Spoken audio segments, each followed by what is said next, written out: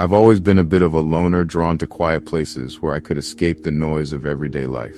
Growing up in Willow Creek, a small town in upstate New York, I spent my teenage years wandering through fields and forests, often stumbling across forgotten structures.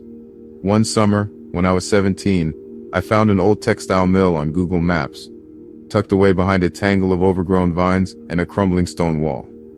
It was a 20-minute bike ride from my house, and I'd pass it on my way to my part-time job at the local gas station. One Saturday, I decided to explore it. I parked my bike in a ditch off the dirt road and hiked through the woods, my sneakers crunching on pine needles. The mill loomed ahead, its rusted metal roof sagging and windows shattered, letting in slivers of late afternoon light. I slipped through a gap in the chain-link fence, heart racing, not from fear, but from the thrill of being somewhere I shouldn't. Inside, the air was heavy with the smell of damp concrete and mildew. Broken machinery littered the floor, and old spools of thread were scattered like forgotten toys. I snapped a few photos with my phone, capturing the eerie beauty of the decay. As I ventured deeper, I found a staircase leading to a basement. My flashlight beam caught something odd, a pile of fresh cigarette butts in the corner, as if someone had been there recently. Then I heard it, a low, rhythmic tapping from below like a hammer on metal. I froze, my breath catching. It wasn't mechanical, it was too deliberate. I backed away, my foot catching on a loose pipe that clattered loudly. The tapping stopped. Silence pressed in, heavy and unnatural. I bolted up the stairs, through the main room and out the fence, not stopping until I reached my bike. As I pedaled home, I kept looking over my shoulder, half expecting to see someone, or something, following me. I never went back, but I still wonder who was down there, tapping in the dark.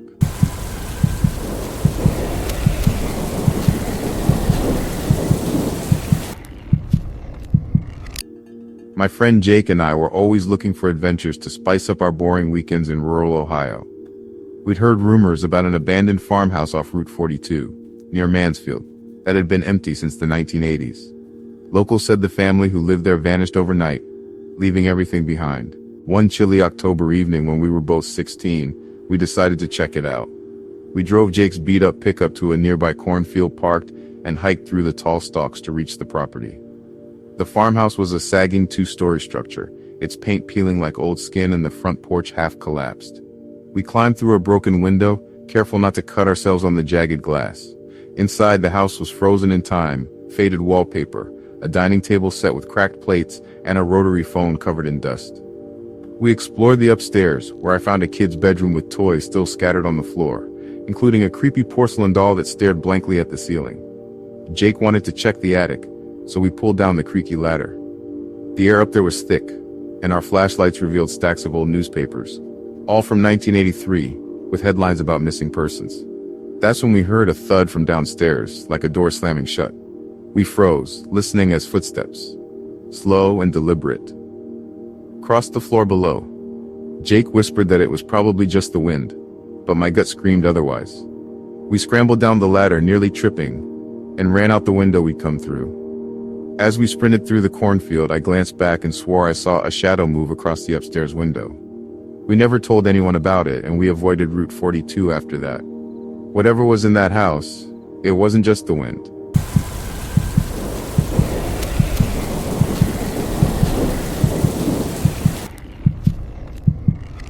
Last summer, my friends Sarah, Liam, and I decided to explore a quarry just outside Asheville, North Carolina. We'd seen videos online of people swimming in its turquoise waters, and it seemed like the perfect way to beat the heat. I was 18, working a summer job at a coffee shop, and we were all itching for something exciting. We drove out in Sarah's old Honda, parking near a dirt road that wound through the woods to the quarry. The signs were clear: no trespassing and private property. But we figured no one would care on a quiet weekday. The quarry was stunning, with steep rock walls and deep, clear water. We spent an hour jumping off a low ledge, laughing and splashing, until Liam noticed a rusted gate at the far end of the quarry, half hidden by brush. Curious, we climbed up to check it out.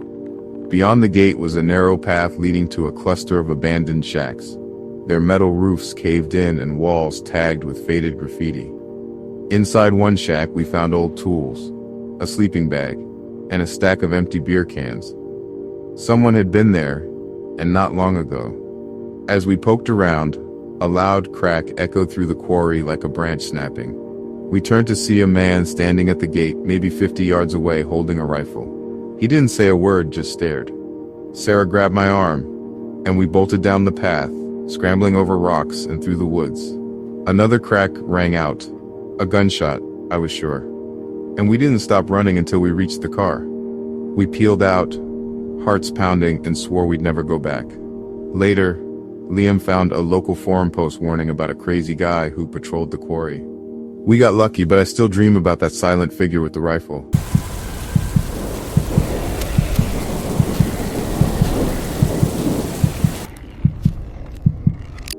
When I was in high school in Erie, Pennsylvania, my friend Mia and I got hooked on urban exploration.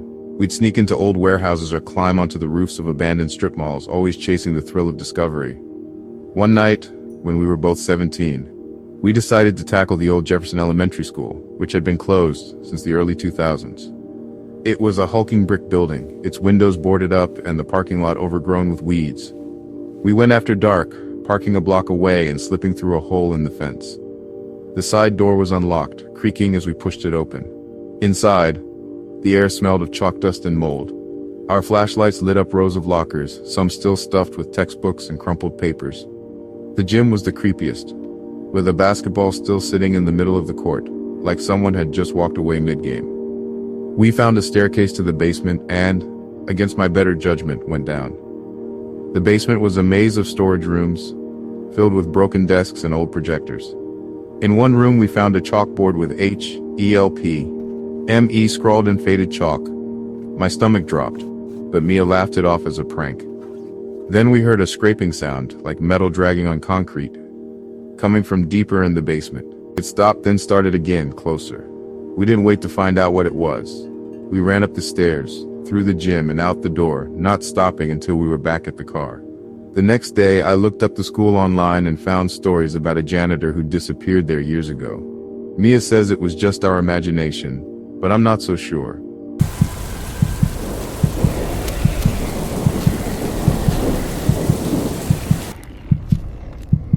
My cousin Ethan and I used to spend summers at my grandparents' cabin near Lake Huron in Michigan.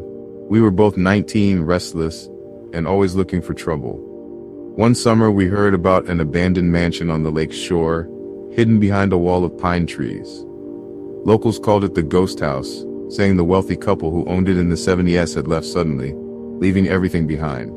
One overcast afternoon we hiked through the woods to find it, armed with flashlights and a cheap camera. The mansion was massive, with ivy choking its brick walls and a sagging widow's walk on the roof. We pried open a basement window and climbed in, landing in a damp, musty room filled with old furniture covered in drop cloths. The main floor was like a time capsule. A grand piano sat in the living room, its keys yellowed, and a dining table held dusty wine glasses. Upstairs we found bedrooms with unmade beds and closets full of moth-eaten clothes. In one room, a mirror was covered with a sheet, and when Ethan pulled it off, we saw a faint handprint on the glass. We laughed nervously, but the air felt heavier. As we headed toward the attic, we heard a creak from downstairs, then another, like someone walking slowly. We froze, listening as the steps moved toward the staircase. Ethan whispered that it was probably a raccoon, but I wasn't buying it. We bolted for the basement window, squeezing through and running into the woods. When we looked back, a light flickered in one of the upstairs windows, then went out. We never told my grandparents, and we avoided that part of the lake for the rest of the summer.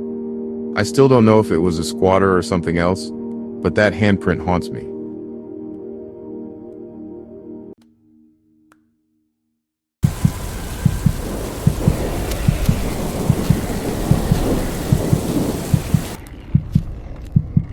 After a year of flipping burgers and pouring coffee at a Reno diner, I was desperate for something, anything, that felt like an adventure.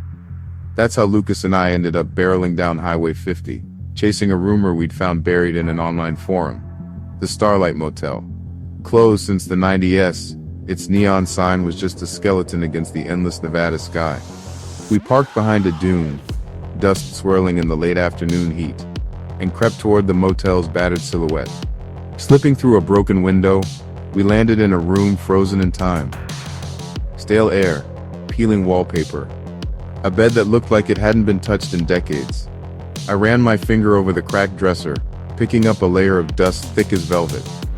On the bed, a faded map of Nevada was spread out, corners curled from the dry air. We moved from room to room, each one telling its own story. A sun-bleached postcard from Vegas, a broken TV still humming faintly with static, a guest book on the front desk with the last entry dated July 1992. Passing through. Hope tomorrow's brighter. The manager's office was worse. Drawers yanked open, a rusted safe with scratch marks around the lock. Someone had been desperate to get inside. Outside, the pool was just a cracked basin collecting tumbleweeds and shadows. That's when we heard it, a low mechanical hum coming from the maintenance shed. Lucas grinned, but I felt the hairs on my arms rise. We edged closer, the sound cutting off as suddenly as it began.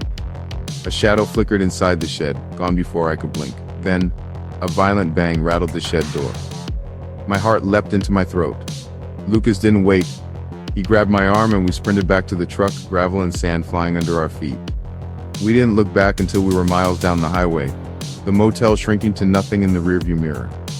Later, Lucas found a blog post about the starlight, theories about a drifter who never left, or something worse. I don't know what we almost found out there, but I'm not about to go back and check. Some places, it seems, are abandoned for a reason.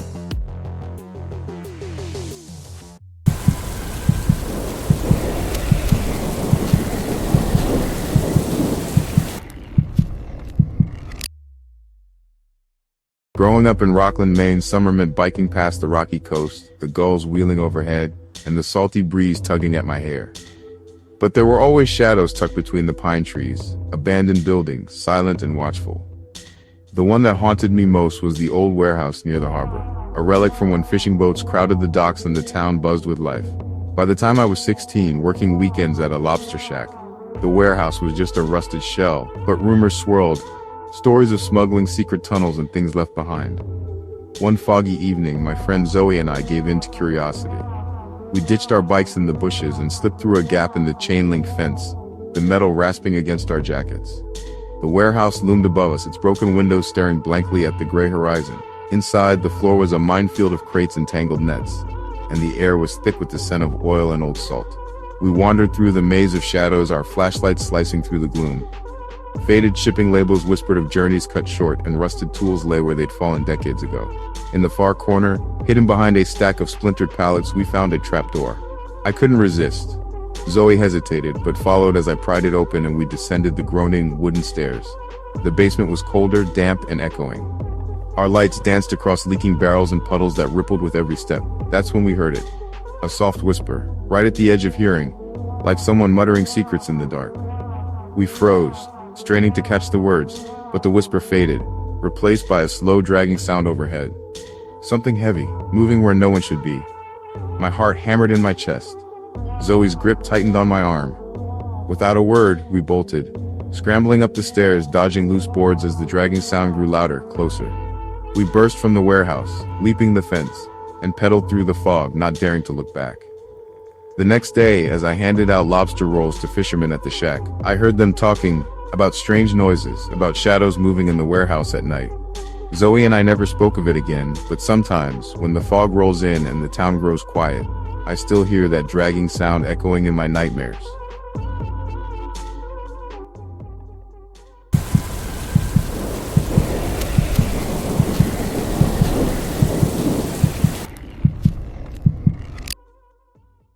After Maine's fog and salt, the desert felt like another planet. I was 18, living in Albuquerque. My older brother Caleb and I had become obsessed with ghost towns, those sun-bleached places where history seems to linger like a shadow. One weekend we set our sights on Dusty Hollow, a forgotten mining camp tucked deep in the New Mexico desert. The drive out was all endless blue sky, heat shimmering off the asphalt. We parked Caleb's Jeep behind a rocky outcrop. The world felt silent, the only sound our footsteps crunching over gravel. Dusty Hollow was just a cluster of adobe ruins, roofs, sagging doorways, half buried in sand. We wandered through the old saloon, first broken bottles on the floor, the bar counter thick with dust as if the last customer had left a century ago and never come back. In a nearby house, I found a rusted bed frame and a cracked photo frame. The faces in the picture faded almost to nothing. It was a town of ghosts, and I wondered who they'd been. But the old church was the creepiest. Inside, the air was cooler, heavy with the scent of old wood and desert dust. A warped wooden cross leaned against the altar, casting a crooked shadow across the floor. That's when I noticed them. Boot prints in the dust, too fresh to be from the 1920s. Caleb just shrugged, said another explorer must have beaten us here, but a chill crawled up my spine. We followed the prints to the edge of town, where the mine entrance yawned dark and boarded up. As we pried a rotten plank loose, a low, guttural growl echoed from the tunnel, too deep for a coyote, too real to be a trick of the wind. We both froze. Another growl, closer this time. Suddenly, behind us, a rock clattered down the hillside. We spun around, and there, on a rise above the town, stood a figure. Too far to see their face, unmoving, just watching. Caleb whispered, "Run." We bolted for the jeep, sand flying under our boots. I looked back once. The hill was empty. On the drive home, neither of us spoke. Later, I found a local legend about a guardian haunting the mines of Dusty Hollow.